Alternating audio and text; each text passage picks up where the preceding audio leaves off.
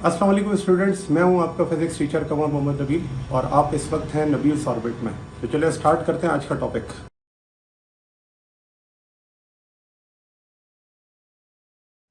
देखिए, ये जो वर्ड क्वांटम है, ये क्वांटम वर्ड एक थ्योरी की वजह से मिला है इसको। और वो थ्योरी है प्लैंक्स क्वांटम थ्योरी।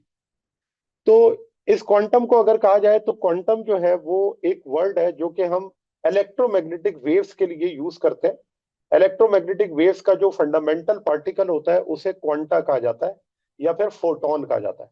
और क्वांटम जो है वो एक सिंगुलर टर्म है। अगर हम इसको प्लूरल फॉर्म में ले जाए तो ये क्वांटा कहला देता है।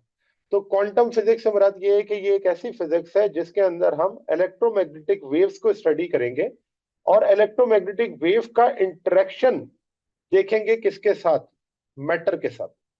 तो क्वांटम फिजिक्स एक ऐसी फिजिक्स है जिसमें आपने मैटर और एनर्जी का आपस में इंटरेक्शन देखना है। और उसके अंदर जो एनर्जी होगी वो in the form of electromagnetic wave होगी। और इलेक्ट्रोमैग्नेटिक वेव का जो फंडामेंटल पार्टिकल होगा उसे हम क्या कहते हैं, क्वांटम कहते हैं। और प्लूरल फॉर्म में कहें तो क्वांटा कहते हैं। तो अगर आप इसकी स्टेटमेंट को देख लें तो उस स्टेटमेंट को हम यहाँ पर समझ सकते हैं। और वो स्टेटमेंट ये है कि quantum physics studies matter and energy at atoms and subatomic particles, examining the behavior, interactions, and existence using principle distinct from classical physics। अब क्लासिकल फिजिक्स से ये बात डिफरेंट कैसे? क्योंकि क्लासिकल फिजिक्स के अंदर हम ये पढ़ते थे कि electromagnetic waves are continuous form of wave. उसके अंदर कोई डिस्क्रीटनेस नहीं है, कोई चीज अलहदा नहीं है। वो कहता था कि इलेक्ट्रोमैग्नेटिक वेव एक कंटिन्यूअस वेव है। जबकि क्वांटम फिजिक्स ये कहती है कि जो इलेक्ट्रोमैग्नेटिक वेव वो डिस्क्रीट पैकेट ऑफ एनर्जी है। अब डिस्क्रीट पैकेट ऑफ एनर्जी क्या है, उसी को हम क्या कहते हैं, फोटोन कहते हैं या क्वांटा कहते हैं। और इसी बेस के ऊपर आगे जाकर अभी हम प्लैंक क्वांटम थ्योरी पढ़ेंगे, जिसकी वजह से इसका नाम क्वांटम फिजिक्स पड़ा है। और ये अगर कहा जाए तो क्वांटम फिजिक्स एक मॉडर्न फिजिक्स की हम कह सकते हैं कि सब ब्रांच हम कह सकते हैं, या ये भी हम कह सकते हैं कि मॉडर्न फिजिक्स ही क्वांटम फिजिक्स है। ठीक है ना? क्योंकि इसी के अंदर हम दो चीजों को डील करते हैं, एक सब एटॉमिक पार्टिकल से रिलेटेड फिजिक्स और एक ऐसी फिजिक्स जिसके अंदर हम फास्ट मूविंग ऑब्जेक्ट को डिस्कस करते हैं जो कि थ्योरी ऑफ रिलेटिविटी से रिलेटेड होती है। तो यहाँ पे अब क्योंकि क्वांटम फिजिक्स में हम क्वांटा को डिस्कस कर रहे हैं तो क्वांटा पढ़ने से पहले हमें यह पता होना चाहिए कि इलेक्ट्रोमैग्नेटिक वेव्स क्या होती है। ठीक है ना? क्योंकि उसी से रिलेटेड तो ये बात हमने समझनी है कि ये क्वांटम है क्या। तो देखिए, इलेक्ट्रोमैग्नेटिक वेव की डेफिनेशन ये है कि वो वेव्स जो इलेक्ट्रिक और मैग्नेटिक फील्ड की ऑसिलेशन की वजह से आती हैं, उन वेव्स को हम क्या कहते हैं, इलेक्ट्रोमैग्नेटिक वेव्स कहते हैं। तो a wave consist of oscillating electric and magnetic field. और वो इलेक्ट्रिक और मैग्नेटिक फील्ड आपस में क्या हो, perpendicular to each other and to the direction of wave propagation, उन्हें हम कहते हैं इलेक्ट्रोमैग्नेटिक वेव। अगर आप देखें तो इसकी डायग्राम इस तरह से, इलेक्ट्रोमैग्नेटिक वेव में जो रेड या पिंक कलर की मैंने यहाँ पर ड्रॉ की हुई है, इस वेव को मैं कह देता हूँ यह है इलेक्ट्रिक। ठीक है, इसे हम कह देते हैं यह है इलेक्ट्रिक फील्ड। जबकि ये जो ब्लू कलर की आपको नजर आ रही है यह है मैग्नेटिक फील्ड। और आप देखें, इस इलेक्ट्रिक और मैग्नेटिक फील्ड के दरमियान एंगल कितना है हर पॉइंट पर, 90। ठीक है, हर पॉइंट पर एंगल क्या है, 90। इसका मतलब ये क्या है, परपेंडिकुलर। और ये मूव कर रही है प्रोपगेशन ऑफ वेव के परपेंडिकुलर। तो ये आपके पास है वेव प्रोपगेशन, जो कि स्पेस में ये क्या कर रही है, ट्रेवल, प्रोपगेशन ऑफ वेव।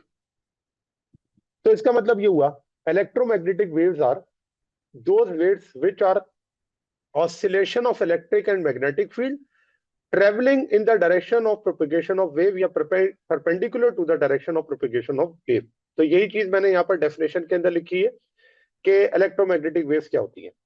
फिर इसको नेक्स्ट में हम ये बात लिख सकते हैं या इसके अंदर समझ सकते हैं कि सबसे पहले इसे ऑब्जर्व किसने किया था।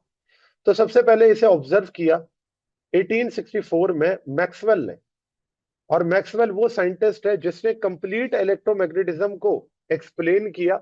और उस एक्सप्लेनेशन के बाद उसने ये बताया कि जब कभी भी चार्ज एक्सेलरेट करता है तो चार्ज की एक्सेलरेशन की वजह से क्या प्रोड्यूस होती हैं, इलेक्ट्रोमैग्नेटिक वेव्स जो कि ट्रेवल करती हैं किसके अंदर, स्पेस के अंदर।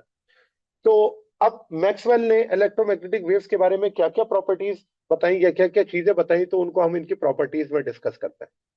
तो सबसे पहली प्रॉपर्टी इलेक्ट्रोमैग्नेटिक वेव्स की क्या है, तो वो ये है कि electromagnetic waves do not require a medium and can propagate through vacuum. तो जैसे आप मैकेनिकल वेव्स और इलेक्ट्रोमैग्नेटिक वेव्स का डिफरेंस पढ़ते हैं ना, तो हम क्या पढ़ते हैं, mechanical waves are those waves which require material medium to travel, जबकि इलेक्ट्रोमैग्नेटिक वेव्स के बारे में हम क्या कहते हैं, इनको मीडियम रिक्वायर्ड नहीं है, ये तो वैक्यूम में भी ट्रैवल कर सकती हैं। ठीक है ना, क्यों, क्योंकि ये एनर्जी पैकेट्स है। दूसरा इसके अंदर जो प्रॉपर्टी है वो ये है कि electromagnetic waves travel through vacuum और any other medium from one point to another depending on their energy. तो जहां पर एनर्जी ज्यादा होगी वहां पर ये ट्रेवल क्या करेंगी, फास्ट करेंगी। अब जैसे वैक्यूम में बात करें तो वैक्यूम में आप जानते हैं कि इलेक्ट्रोमैग्नेटिक वेव्स की स्पीड क्या होती है, मैक्सिमम। लेकिन जब आप किसी और मीडियम में चले जाते हैं, जैसे एयर है, वाटर है या सॉलिड है, जैसे गिलास है, तो आप देखते हैं कि वहां पर इलेक्ट्रोमैग्नेटिक वेव की स्पीड क्या हो जाती है, कम हो जाती है। तो ये डिपेंड किसके ऊपर कर रहा होता है, एनर्जी के ऊपर। फिर थर्ड प्रॉपर्टी इसकी, और उसे हम क्या लिखते हैं कि the electromagnetic waves travel at a speed of 3 exponent 8 metre per second. और याद रखें ये स्पीड कहां पर होती है उसकी, वैक्यूम में, जहां पर कोई पार्टिकल नहीं होता वहां पर इलेक्ट्रोमैग्नेटिक वेव की स्पीड मैक्सिमम होती है। और ये इलेक्ट्रोमैग्नेटिक वेव जितनी भी है, जो स्पेक्ट्रम अभी हम आगे डिस्कस करेंगे, जिसमें विजिबल भी है, जिसमें इंफ्रारेड भी है, माइक्रोवेव, सबकी स्पीड क्या होगी, सेम होगी, 3 एक्सपोनेंट 8। इसीलिए तो फिर वहां पर रिलेशन क्या बन जाता है, फ्रीक्वेंसी रेसिप्रोकल हो जाती है किसके, वेवलेंथ के, क्योंकि स्पीड तो कांस्टेंट है, जैसे स्पीड ऑफ लाइट कहता है। तो फ्रीक्वेंसी और वेवलेंथ क्या होंगे, इनवर्सली प्रोपोर्शनल होंगे। जहां फ्रीक्वेंसी बढ़ती जाएगी वेवलेंथ क्या होती रहेगी, कम होती रहेगी। फिर इसमें नेक्स्ट पॉइंट आ जाता है कि ये जो इलेक्ट्रोमैग्नेटिक वेव्स होती हैं ये कैरी करती हैं क्या चीज, मोमेंटम भी और एनर्जी भी।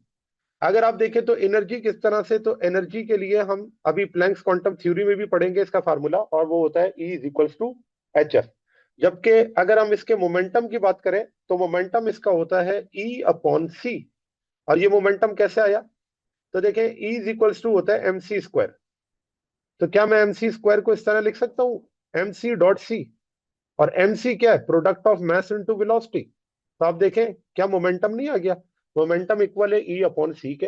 तो जो इलेक्ट्रोमैग्नेटिक वेव्स होती हैं उनके पास एनर्जी भी होती है, उनके पास मोमेंटम भी होता है, और वो मोमेंटम मैंने यहां पर लिख दिया। और जो लास्ट प्रॉपर्टी है इलेक्ट्रोमैग्नेटिक वेव्स की, उसे हम इस तरह से डिफाइन कर सकते हैं कि electromagnetic waves travel in the direction perpendicular to electric field and magnetic field. जैसा कि आपको यहाँ इलेक्ट्रोमैग्नेटिक स्पेक्ट्रम में भी नजर आ रहा है कि इलेक्ट्रिक और मैग्नेटिक फील्ड आपस में क्या है, परपेंडिकुलर है, और ये ट्रेवल कर रहे हैं प्रोपेगेशन ऑफ वेव में। तो फिर ये जो वेव होती है इसे हम कहते हैं इलेक्ट्रोमैग्नेटिक वेव। अब इस इलेक्ट्रोमैग्नेटिक स्पेक्ट्रम में अगर देखा जाए तो ये आपके पास स्टार्ट कहां से है, कि अगर मैं एक साइड से स्टार्ट करूं रेडियो वेव्स से, तो कहां तक जाती है, गैमा रेस तक। रेडियो वेव्स की अगर बात की जाए तो रेडियो वेव्स की वेवलेंथ सबसे ज्यादा होती है, वेवलेंथ सबसे ज्यादा, और फ्रीक्वेंसी सबसे कम। जबकि गैमा रेस की बात की जाए तो इसकी वेवलेंथ सबसे शॉर्ट होती है और फ्रीक्वेंसी सबसे ज्यादा।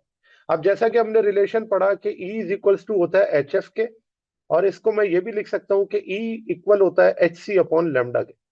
तो अगर फ्रीक्वेंसी ज्यादा होगी तो एनर्जी ज्यादा होगी, अगर वेवलेंथ कम होगी तो एनर्जी ज्यादा होगी। तो आप देख लें गैमा रेस की क्योंकि वेवलेंथ कम और फ्रीक्वेंसी ज्यादा, तो हम कह सकते हैं ना कि इसकी एनर्जी भी क्या होती है, ज्यादा होती है। इसी वजह से इसको हम मेडिकल पर्पस में यूज करते हैं, क्योंकि इसकी पेनिट्रेशन ज्यादा होती है, बॉडी बॉडी के अंदर पेनिट्रेट कर जाती है। रेडियो वेव्स, इसकी अगर फ्रीक्वेंसी कम है, वेवलेंथ ज्यादा है, तो इसका मतलब इसकी एनर्जी क्या है, कम है। और इसको हम क्या यूज करते हैं, कम्युनिकेशन पर्पस के लिए यूज करते हैं, क्योंकि ये इसकी पेनिट्रेशन क्या होती है, कम होती है। तो हम इसको यूज करते हैं कि ये दूर जो भी आपके पास डिस्टेंट ऑब्जेक्ट है उनमें कम्युनिकेशन के लिए यूज किया जाता है। जो एस्ट्रोनॉमी है उसके अंदर भी आप देखें जो सिग्नल्स है वो किसके जरिए जाते हैं, रेडियो वेव्स के जरिए। अब देखिए उसको याद करने का तरीका क्या है। याद करने का ये तरीका है कि इलेक्ट्रोमैग्नेटिक वेव्स में जो सबसे मेन जो कि आप देखते हैं उसे हम क्या कहते हैं, विजिबल स्पेक्ट्रम। अब विजिबल लाइट जो होती है ना, वो कुछ कलर्स पर डिपेंडेंट होती है या कलर्स पर जो है मुश्तमिल होती है, और उस कलर को हम कहते हैं वेब ग्योर। वेब ग्योर। यहां पर ये जो वी है वो है वॉयलेट, और जो आर है वो क्या है, रेड। तो आप देखें कि ये जो आपके पास वॉयलेट से लेकर रेड तक कलर है, ये आपके पास पूरा विजिबल रीजन होता है, जो कि हम देख सकते हैं। वॉयलेट से पीछे अगर आप चले जाएं, तो वॉयलेट से पीछे क्या आ जाता है, अल्ट्रा वॉयलेट। और रेड से आगे चले जाए तो क्या आ जाता है, इंफ्रारेड। ठीक हो गया ना। तो इसे इंफ्रारेड क्यों कहते हैं, क्योंकि ये रेड से ऊपर है।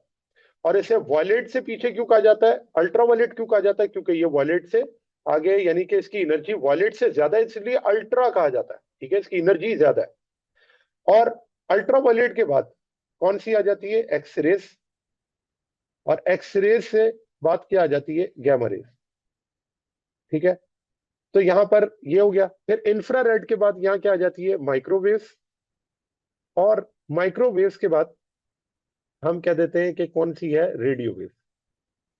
तो अब अगर आप देखें तो इसके अंदर जो पैटर्न है वो कुछ इस तरह से है कि है तो सारी इलेक्ट्रोमैग्नेटिक वेव, स्पीड सबकी क्या होगी, कांस्टेंट होगी स्पेस के अंदर। तो अगर मैं लिखूं कि सी की वैल्यू सबकी क्या है, कांस्टेंट है। अगर आप वैक्यूम में ट्रेवल कर रहे हैं या वैक्यूम के अंदर इन जो आपके पास इलेक्ट्रोमैग्नेटिक वेव्स हैं उनको मूव करवा रहे हैं, तो सबकी speed 3 exponent 8 metre per second है। लेकिन जब हम इनको ऑब्जर्व करते हैं with respect to frequency and wavelength, तो याद रखें फ्रीक्वेंसी और वेवलेंथ के रिस्पेक्ट से जो आपके पास पैटर्न है वो कुछ इस तरह से कि गैमा से लेकर रेडियो वेव्स तक हम देखते हैं कि हमारा जो पैटर्न है वो ये है कि फ्रीक्वेंसी डिक्रीज हो रही है, वेवलेंथ इंक्रीज हो रही है, एनर्जी डिक्रीज हो रही है।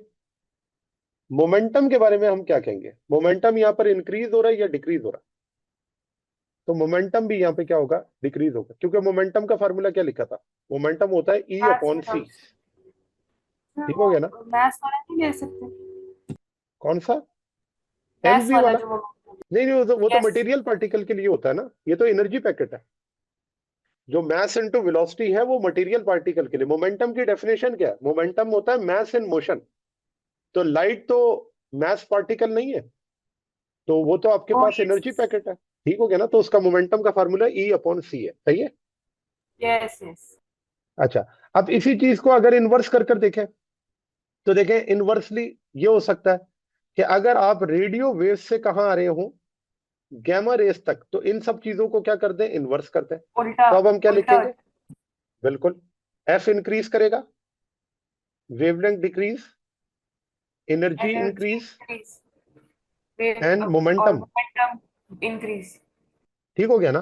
तो ये आपके पास इलेक्ट्रोमैग्नेटिक वेव्स, इलेक्ट्रोमैग्नेटिक स्पेक्ट्रम है, जो कि आपकी बुक में पहले पेज पर इन्होंने ये सब चीजें डिफाइन की हैं। और क्यों डिफाइन की हैं, देखिए ये बातें तो आप पहले भी इलेक्ट्रोमैग्नेटिक वेव के बारे में जानते हैं, लेकिन ये आपको इसलिए एक्सप्लेन की है क्योंकि जो थ्योरी आपको वो पढ़ाने वाला है, उस थ्योरी के लिए आपको ये चीजें पता होंगी, तो फिर आप क्या कर सकते हैं, उस थ्योरी को समझ सकते हैं। तो चले जी स्टूडेंट्स, तो ये था आज का हमारा टॉपिक। उम्मीद है आपको ये टॉपिक समझ आया होगा। अगर आप नबील्स ऑर्बिट में रहना चाहते हैं तो सब्सक्राइब करें और नई आने वाली वीडियोस के लिए बेल आइकन प्रेस करें। Thank you very much. अल्लाह हाफिज़।